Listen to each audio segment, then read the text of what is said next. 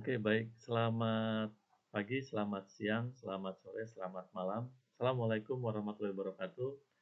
Anak-anakku semua, Bapak Ibu orang tua wali murid, dan rekan-rekan semua, kita masuk lagi ke pembelajaran 8, subtema 2, pembelajaran ke-3 untuk siswa-siswi kelas 6. Baik, sebelum mulai, seperti biasa, sedikit pembuka video dari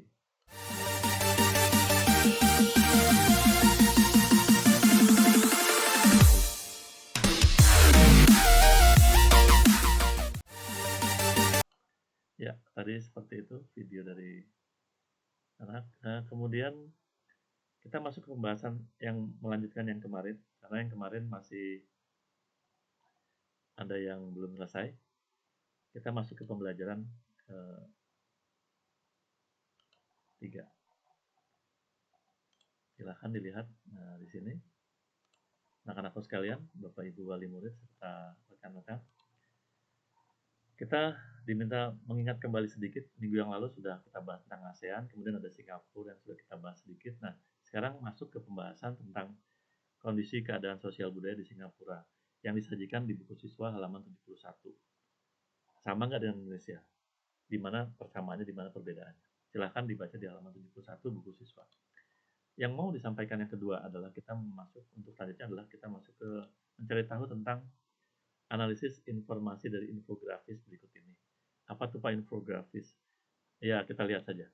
Ini, kita ketahui bersama pembahasan setelah mengenal tadi rotasi bumi segala macam, rotasi bulan, rotasi matahari dan sebagainya, revolusi.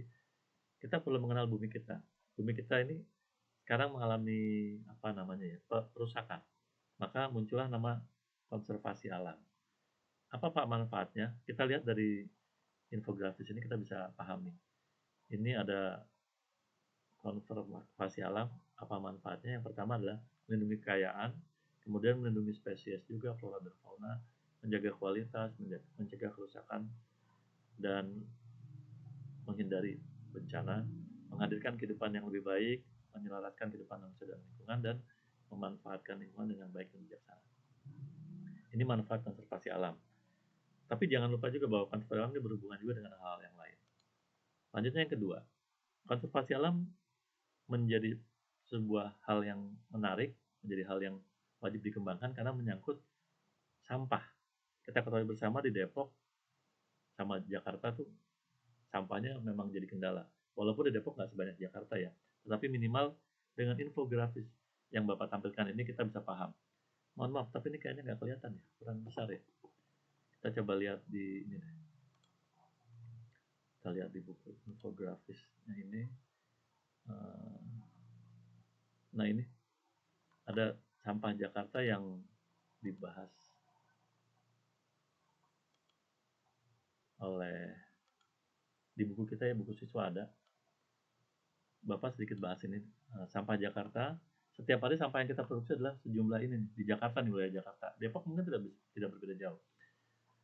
Hampir 6.270 ton. Kita bahas sampah Jakarta saja dulu ya. Kalau dihitung 25 kali dari beratnya paus biru. Kalau disebarkan di lapangan itu bisa menutupi 4 lapangan sepak bola. Lucunya sampah ini dilakukan oleh orang-orang yang mengerti. Jadi kalau kita kumpulin sampah-sampah ini, orang yang mengerti kadang-kadang suka, oh iya ya, sampah itu seperti itu. Bahkan anak-anak juga sama. Maka sekarang yuk sama-sama kita bersihkan sampah. Bukan cuma Jakarta saja, tapi Depok juga. Komposisi sampah yang kita lakukan adalah ini. Sampah organik masih tersisa 54%, sampah kertas 15%, sampah plastik 14%, dan seterusnya. Sampah Jakarta dikirim ke Bantar Gebang. Di Depok ada sendiri pengolahan sampahnya. Sisanya yang didaur ulang. Dampaknya apa Pak bagi kita Pak? Ini dampaknya nih. Kelihatan nggak ya? Tuh. Dampak kesehatan. Dampak kesehatan berpengaruh juga, kemudian bagi lingkungan juga ada nih. Dampak estetika juga. Estetika itu apa sih? Keindahan. Jadi kalau kita baca, oh ternyata menghasilkan seperti ini. Pernah tanggal 21 Februari 2005, tempat pembuangan akhir sampah di Lewi Gajah meledak. Setelah diguyur hujan selama 3 hari, menyebabkan 2,7 juta meter kubik sampah longsor sejauh 1 kilo dalam hitungan menit. Meninggal 140 jiwa dan 69 rumah rusak berat. Maka tanggal 21 Februari dijadikan Hari Peduli Sampah Nasional. Nah ini yang wajib kita lakukan sebetulnya ini nih. Sebaiknya dibuang, ditumpuknya, kemudian dipilah, 19% dibakar. Masyarakat tidak tahu bagaimana sampah harus dibuang akhirnya. Padahal kalau dikelola boleh menjadi sesuatu yang bermanfaat. Kemarin kita sudah buat beberapa karya menggunakan sampah plastik. Kita bayar lagi 50.000 per bulan untuk beberapa wilayah, ada yang bayar seperti itu untuk dikelola sampahnya. Maka coba kita pikirkan apa yang bisa kita lakukan dengan sampah tadi. Ini adalah istilah 2% dari recycle, sisanya bau busuk. Nih kalau kita pikirin sampahnya. Ada harapannya menuju lebih baik. Apa yang bisa kita lakukan? Nih, yang pertama mengurangi sampah di sumbernya. Menghabiskan makanan, kadang-kadang kita suka nggak habis makanan. Yang kedua menghindari barang dari plastik. Memilih produk yang kemasan besar kemudian didaur ulang. Metodenya, kita bisa pisahkan sampah. Paling gampang dua ini, walaupun ada beberapa metode lagi. Pisahin aja deh sampah yang udah busuk, kemudian dijadikan pupuk, dikomposkan. Kemudian sampah yang sudah busuk, kita pisahkan. Kalau yang masih bisa dijual, kita bisa jual. Dan itu harganya cukup bermanfaat buat kantong. Ujungnya adalah ke sini. Mari bersama-sama kita wujudkan Indonesia bebas sampah. Itu targetnya tahun 2020, tetapi kira-kira bisa nggak ya? Oke, itu bagian yang awal tentang sampah. Kemudian dari sampah tadi, kamu bisa menemukan informasi apa saja yang kamu dapatkan dari gambaran infografis tadi. Tuliskanlah secara lengkap. Yang pertama tentang konservasi, yang kedua tentang pengelolaan sampah dan informasi tentang sampah di Jakarta. Oke, selanjutnya adalah ini tentang tanggung jawab. Ya, sampah membutuhkan tanggung jawab.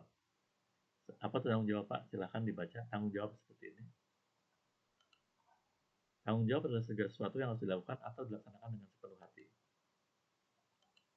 Tanggung jawab berkaitan erat dengan hak dan kewajiban. Apa saja sih? Kita ngomongin di Indonesia ya. Perwujudan tanggung jawab terhadap bangsa dan negara, yaitu sebagai berikut. Silakan. Yang pertama, memahami mengamalkan ideologi nasional kita. Yang kedua, menjaga dan memelihara nama baik bangsa. Yang ketiga, menjaga persatuan dan kesatuan. Yang keempat, membina solidaritas. Yang kelima, meningkatkan wawasan kebangsaan. Jadi, ini yang kira-kira bisa kita lakukan. Oke, sampai sini dulu pembelajarannya. Kita masuk ke pembelajaran ketiga tadi. Kita lanjutkan nanti untuk pembelajaran yang